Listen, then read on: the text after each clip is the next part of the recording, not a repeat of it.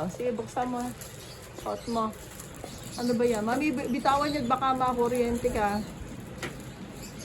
Diyan na. At, oo. Mami, okay na yung 36.1 ka lang.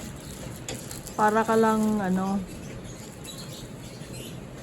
uminom ka lang ng tubig na. Sige, nene, suot mo. Taas ka, tayo ba? Ganyan ba ang... Ayun. O, tama nga naman dahil kasi... O, yan. Taas mo, tayo ka. Tayo ka. O, tinatali ba yan? Paano ang tali? O, ayan. O. O. Sige nga. Sige nga.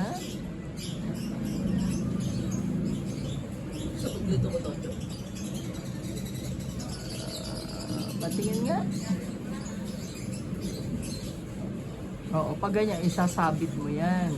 O, itutupi mo, lalagay mo sa plastic pag hindi mo ginagamit. Tignan mo nga. Tignan mo nga. Oo, 36.1 na okay lang. Kaway-kaway ka. O, yan na ha. Nag-deliver na ha. O, kailangan lang itali sa taas. Masyadong mababa. O, yan ha.